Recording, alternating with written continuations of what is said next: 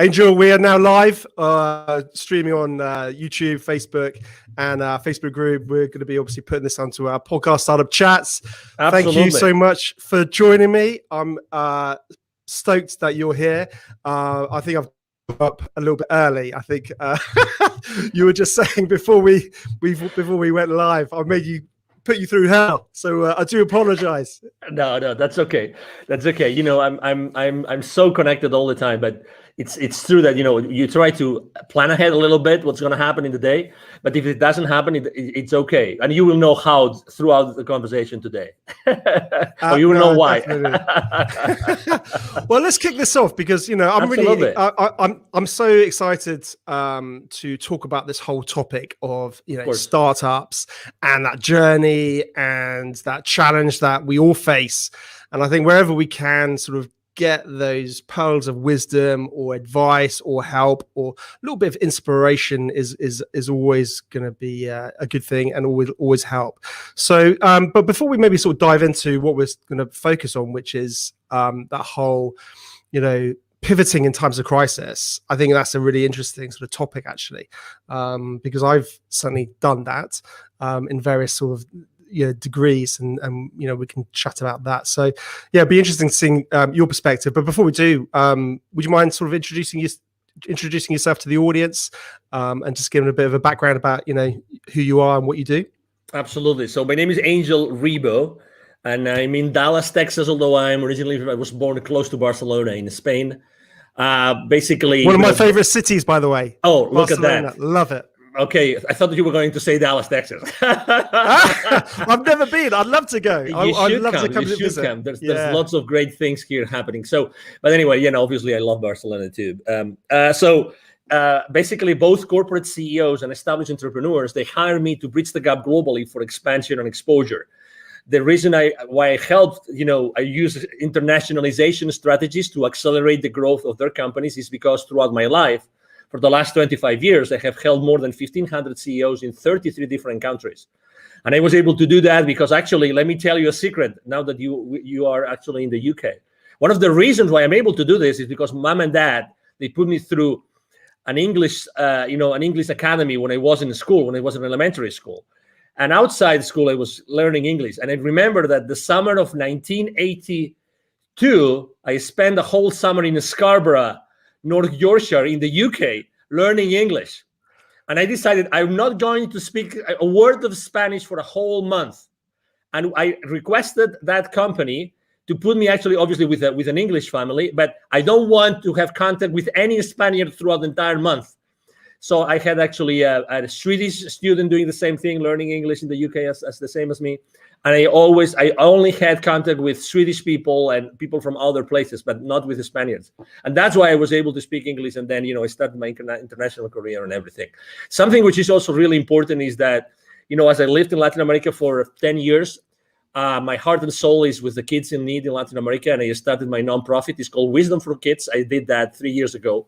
I'm the co-founder and president of Wisdom for Kids. And we help underprivileged kids in Latin America become entrepreneurs using the local resources. That's in a nutshell, you know, who I am and what I do in my life, Ben. No, that sounds amazing.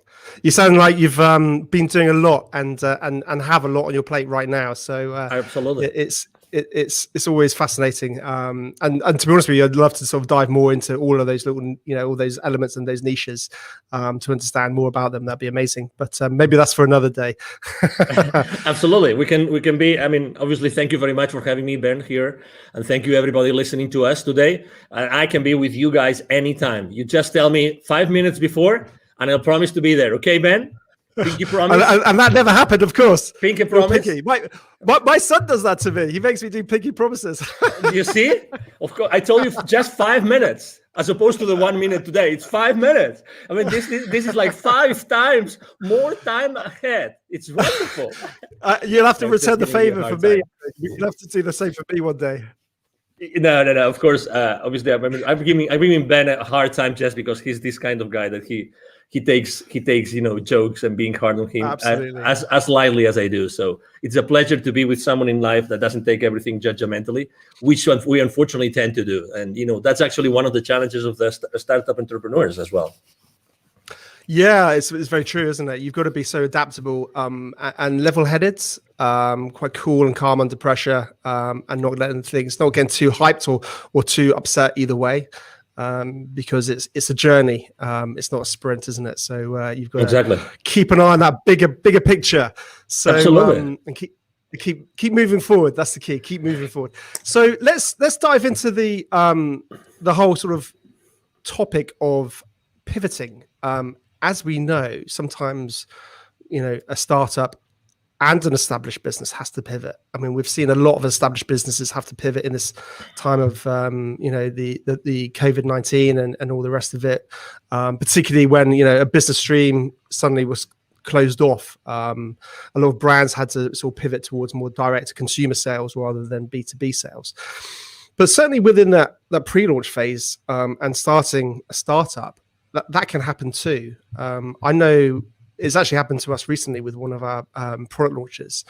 And without going into that, but I think it's a challenge that we face at various levels. And I guess thinking within that pre-launch phase, one of my thinkings is it sometimes best to pivot before you launch, if it's abundantly clear that you should, or sometimes is it better just to launch, test the market, and then pivot?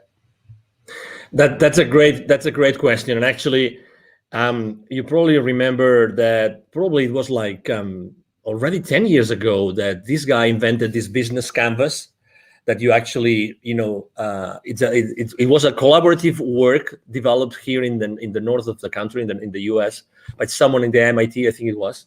The reason why I'm mentioning this is because we tend to forget that the buck, right, the dollar, the money starts with sales. And we are so hard on ourselves, going back to what I was saying about being judgmental, we are so hard on ourselves that we try to do everything else look perfect before we even talk to potential clients. Obviously, everybody in the startup world talks about the minimum viable product or minimum viable service, all these kind of things. But in reality, the only thing, let's say you and I, we have an idea today, and it's an amazing idea, which could be actually easy for us to have a great idea today. And we say, we're going to launch it. You know what we need to launch it? Okay, we commit that between now and 24 hours, you talk to 5 potential clients in the UK, you talk to 5 potential clients in Texas.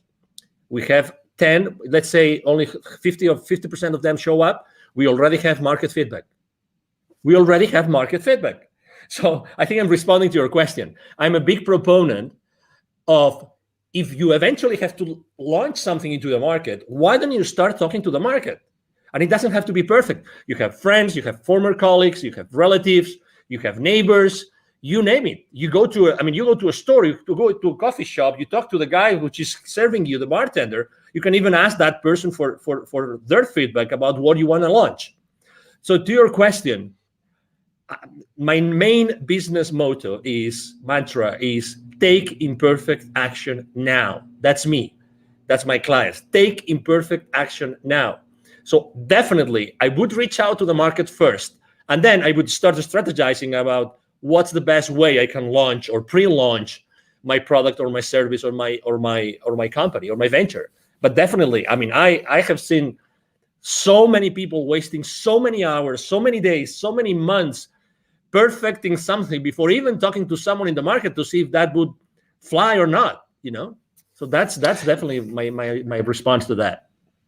No, it's very true. I think within a good pre-launch phase, speaking to the audience is absolutely critical, because like you said, too much time can be wasted on tech development, and your whole bubble of one, an opinion of one is always dangerous, as they say. So I think there's no doubt. But it's interesting, as talking about the pivoting challenges. We faced a technical challenge, for example, and I was thinking about, I wonder if you could sort of categorize those problems, whether they're, it's the challenge of or the wanting to pivot because of technical challenges, and you realize that initial angle is closed off to you. For example, you need to feed in, you need something with you're relying on a third party, and then suddenly they cut off their service, and your whole product roadmap was, and the USP was around this collaboration. So you're relying on a third party, and then suddenly they pull the rug from under your wheels. when that happens, clearly you need to pivot because you can't really launch to market without it. But I think one of the mistakes, and that's something that's we've recently found. So we're having to do a slight pivots in terms of our launch, one of our products that we're releasing, in terms of just realigning some of those core elements. Interestingly, we had and it's still ongoing, is another product launch which started way back when, and that was my thing. And I think I made those exact same mistakes that you talk about, and you shouldn't make, which is, it's got to be perfect. It's got to be perfect. Just one more thing. Can we just do this feature? And then suddenly it becomes like a monster. And I think that has been a huge frustration for me, certainly, is not getting something out of the door. So it's interesting, isn't it? The pivoting can come for different reasons. But you see what? I mean, this is how I typically don't curse on podcast interviews, but I don't know if I'm allowed to do it today. But we get so sidetracked by perfection, and you just described the perfection sidetrack. That you wanted to do this additional feature, this additional thing that would make this offer like magnificent, like extraordinary, it's spectacular, right? But suddenly you get so into the trenches of that thing, But in reality, guess what? And I've seen that last year. I saw that with many technologies and many providers saying, we're not sure if we're going to be around for a long time. But guess what? The difference between the technologies that I kept on working with or the others that don't, because maybe they were scaling down, downsizing, whatever, is the attitude of the customer service people, the support people. So even if their product wasn't perfect, I stuck with them because their customer service, the attitude of the support team was flawless. They were really genuine human beings that were there to serve me. When someone is really acting from within, being really present and saying, hey, this is what we have, this is what we got. We know that you are going through challenges. We are also going through challenges. I'm going to spend probably, it's going to take for me 3-4 times longer to respond to your ticket, but I'm still going to be here, and I apologize ahead of time. So setting up expectations, Ben, is so important. It's so important. I'd rather work with someone who has a not so, let's say, mature technology, or not such a comprehensive technology or service, but their relationship with me is so human, is so empathetic, because I really value that, and I'm going to connect with that person much more in depth.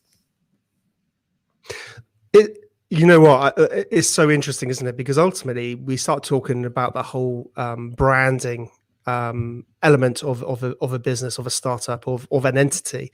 What are the core values of that business?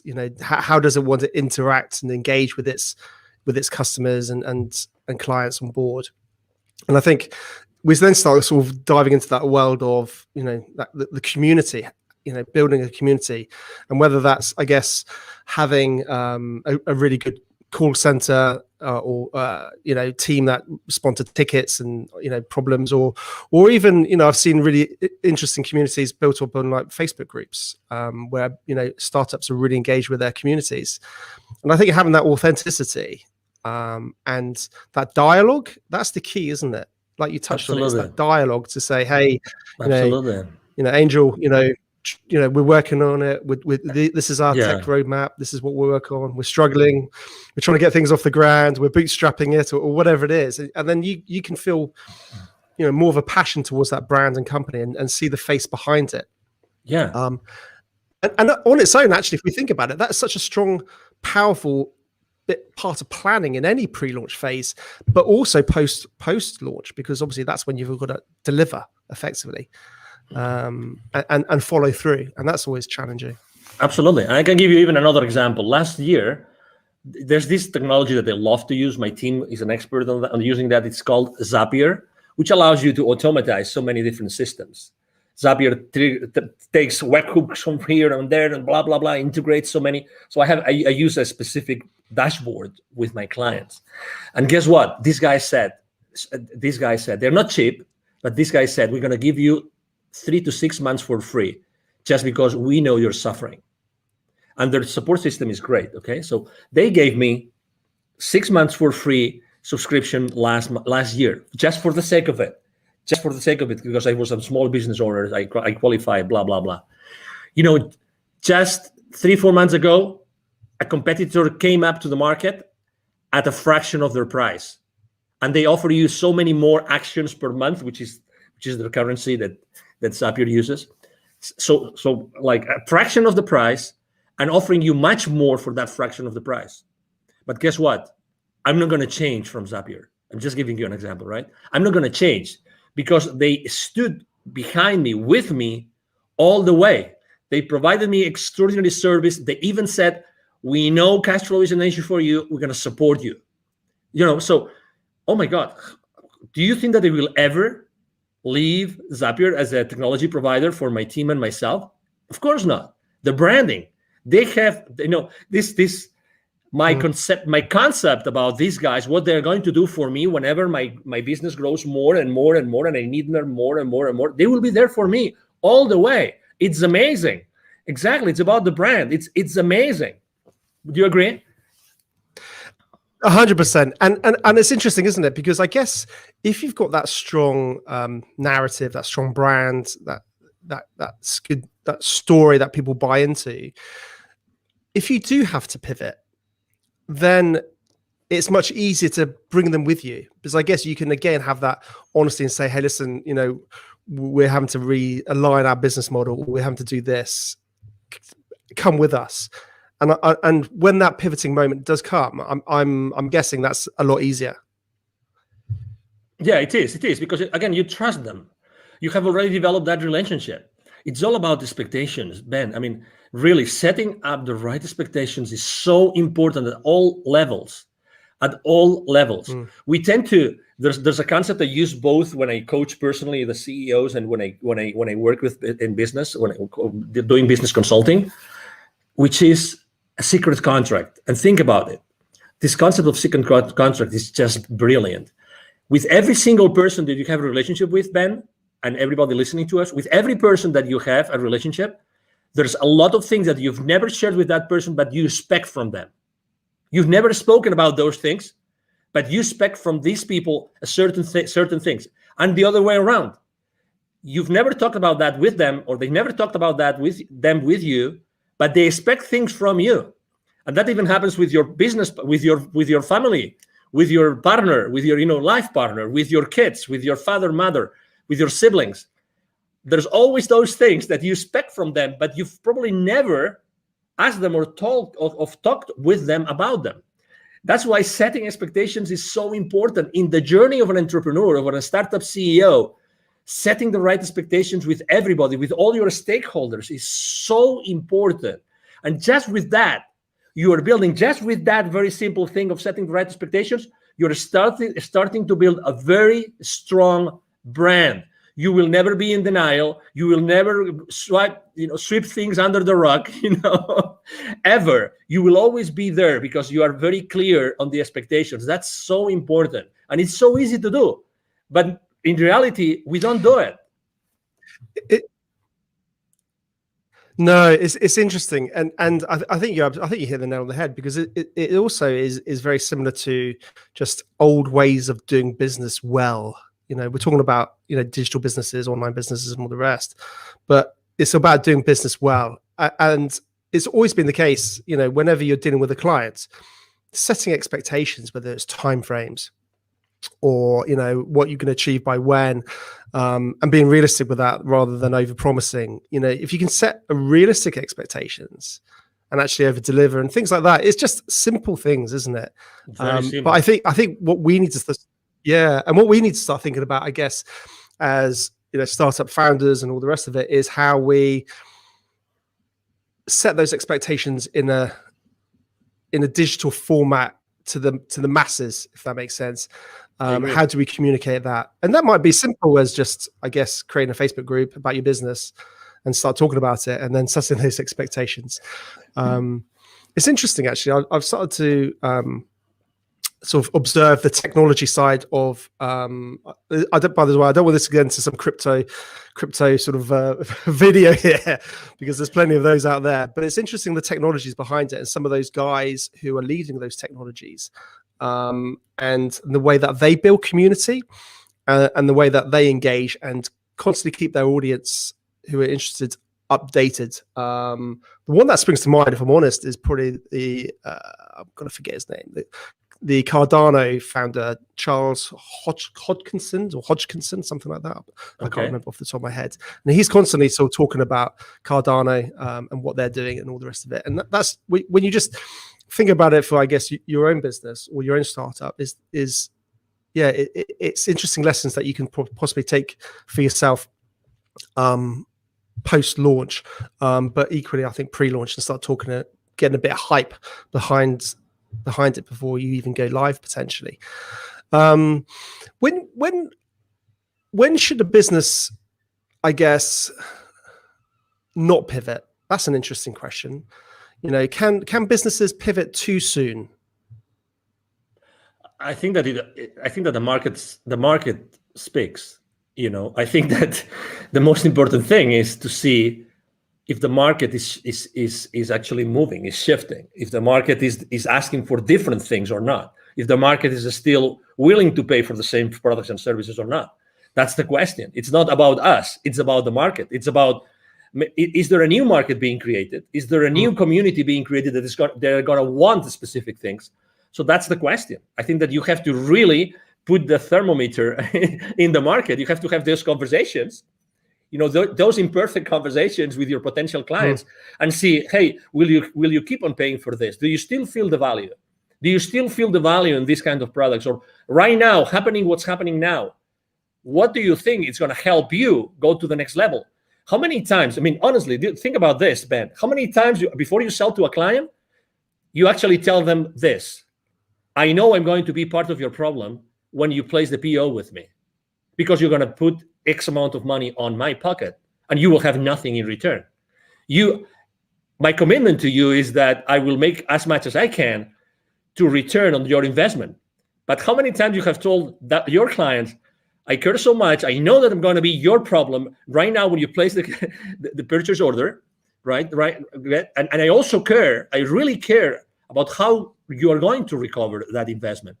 These conversations are very uncommon and kind of conventional, because they are uncomfortable, because we think, oh, maybe someone doesn't place the PO, right? It's very similar to, as entrepreneurs, when we start niching, and we start thinking of what's the right way to position, what's the what's that sentence, that pitch sentence, that statement that we use when we're trying to craft it, that we're always between this 30,000 level feed, copywriting, or onto the ground level copywriting, right? We're always trying to bring as many people as possible to our world so they can buy, or we niche down so much so that we really speak clearly to someone who are really the people that we want to serve, right? We also move in that space. You see, it's the exact same thing. Obviously, I think we have to be extremely precise, because we really want to serve someone, and we want to serve this someone really, really well, right? So to your question, again, definitely there's a moment where you have to decide if it's the right moment to pivot, or if to pivot or not. But again, it's all about who you are serving. Let me tell you an example. What could you say has happened last year with 7.5 billion people? If there is one factor that had all 7.5 billion at some point, it's fear. Okay. I'm not talking about politics. Okay. I'm just saying what it is. There's never been more fear in the planet like last year. Okay. And maybe it continues this year for whatever reason. Okay. I have been building bridges. You are a public figure. I'm a public figure. We're here to build bridges. We're not here to fracture the society. We're here to actually help everybody come together, get together, and make this world a better place. That's why you're doing what you're doing. 100%. That's what I'm doing. Exactly. Right. So, but still, if there's fear, think how you can help everybody. If you know that everybody's going to be in fear, why don't you talk to your market and you double check that that's the reality, and double check if that fear is going to move the needle for what they need. They may need some additional personal support. They might need, support for specific areas in their business. Right? Is that fear going to affect the existing clients or not? Is it going to affect will you have to deliver your product or your service in a different way? Again, it's all about the market. It's all about the people, how they feel. It's all about human beings. It's all about human beings, how they feel inside. They're going to make the purchase decision. The buyer, decision has it changed? Are there different criteria? The purchasing criteria of our clients, has it changed? The decision process, has it changed? It's all these kind of things that you have to think about before you decide to pivot or not. Yeah, no, definitely. I mean, that's an interesting point. Has it changed? I mean, ultimately, their buying decision might not have changed, but the way that they buy it may have changed. They might not be able to go into the shop like they used to. So, how can you deliver that product or service in a format that they can still access? Because they may well still want it. We've seen that, haven't we, with gyms? Gyms have got, people can't go to physical gyms in the UK. I'm not sure what it's like in America, but so people are having to think about, how can I deliver that course online effectively, because those people still want that. And you're 100% right. And I think this goes from pre-launch and carries on continuously forever, is knowing your audience. You touched on that, and listening to your audience. But it's really easy to say that. Well, people think, oh, my audience is everybody. And I think it's so important. And you touched on it. You got to really drill down on who you want to help. And know that market inside out, and that can change. But absolutely. I think have a focus where it is right now. Going back to the is there a right time to pivot? It's interesting because as I completely agree with everything you're saying, but part of me also wonders whether you can be too soon. You can be an innovator, and you could be creating something that the market's never seen. So people don't necessarily sometimes know that what you have is going to help them. And that's an interesting challenge. We're seeing a lot of this actually in various sort of technologies.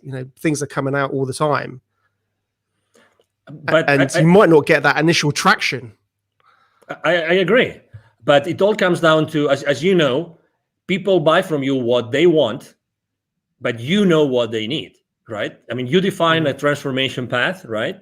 You define the transformation path. You talk to them with your pitch. You talk to them to find them where they are, and then you describe a transformation path, and you are selling them the transformation and the final destination of that transformation, right?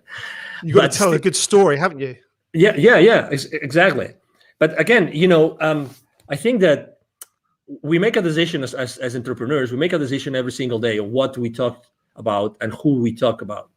At the end of the day, if you are able to describe that transformation, they might not know, they know what they want, but they don't know what they need. So you're still able to sell to them what they need if you are able to position it as what they want. Okay, so obviously there's this very famous book that you've probably read, The Crossing the Chasm, about technology adoption. Very old book already, like 20 years, 30 years old. You're right. Honest, I'm a really bad reader. I'm so okay. No problem. So I'd love to be a big reader. I really would. It's okay. Crossing.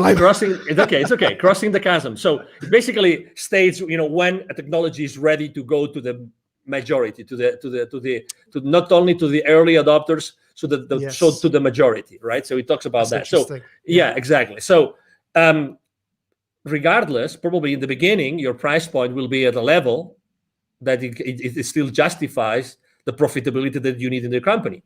You know what I mean? But at the end of the day, it's always the same thing.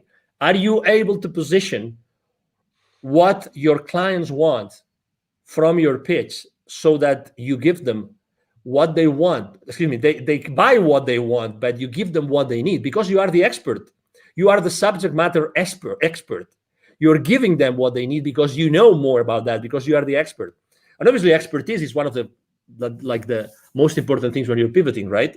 I mean, are there areas of expertise that you probably have not pitched enough to your audience? That's an area of, as you know, of innovation and being ahead of the curve and being creative and all these kind of things, and I think that also as entrepreneurs, when we are in startups, I think that we all the time we see new things. We're ahead of the curve. I mean, we really see those innovations because when we push so hard and we do so many things for so hard, because our life goes on it, right? So eventually we discover many other things and new ideas and new horizons open up for us. And and it is what it is, and so I mean, if you are an awakening enough entrepreneur, there's consistently reasons and ways for you to be innovative and to start trying those innovations into the market. No, definitely. I think like any good entrepreneur, they're constantly looking at the world in a different way. I call it my invisible radar. It's this. If anyone's watching the video, you'll be able to see what I'm doing. But if you listen to the podcast, you won't. But basically, it's like up there constantly, and it's just going, and then it's all hones on something, and then suddenly it's like, oh wow, this is like, and your brain starts going 100 miles an hour, and then your wife tells you to calm down and stop being silly and get focused on what you're doing. Exactly, because it's always challenging, isn't it? It's getting pulled too far in too many different directions. Absolutely. Interesting. Talking about, again, getting back to the pivoting. I think when somebody needs to pivot, having a good personal brand makes it a lot easier to pivot. And I think sometimes lots of business owners don't really focus on their personal brands. What's your sort of thoughts around that? Well, I think there's two. This is a two-way street, right? Because you want to have a very strong personal brand, but at the same time, you don't want to be the main constraint on your business, right? So you have to be careful, okay? Because you obviously want to have a whole, system, people that will support you in delivering all that, okay? So the personal brand is very important, but also make sure that in the delivery of your products and services, you are not a constraint. So that's the number one thing. Do I believe in like having a very strong personal brand? Absolutely. And it's much easier to build than what people think. I'm blessed enough to have been invited to your podcast, Ben, today, and I have probably 3 or 4 more today. I'm there's a lot of people reaching out to me. I'm really extremely blessed that happens. But it's relatively easy just to give.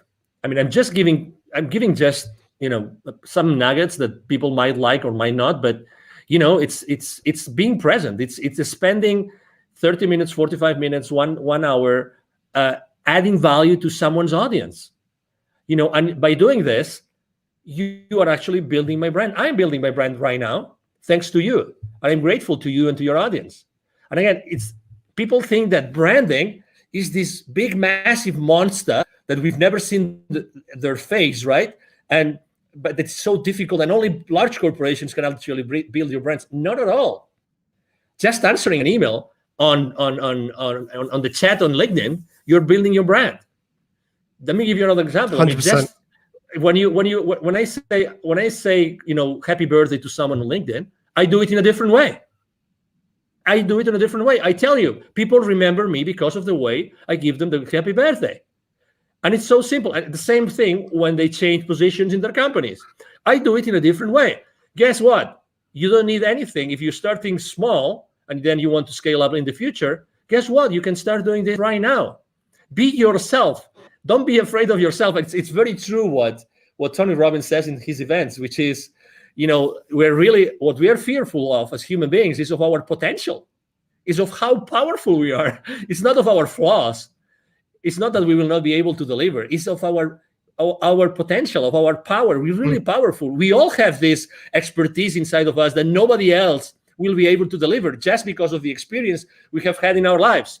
You have had your experience, Ben. You've gone through several, successes and failures. You've learned a lot of lessons. Everybody has had their own journey, and that journey is of value to someone else. That's why everybody can really become an entrepreneur if they really want to. That value, that intrinsic, unique value of anybody out there can really help other people, to overcome their challenges in their personal lives or in their business life. It is what it is. It's by definition. 100%. And also what I love about it is it gives, several things. It gives a face behind a business.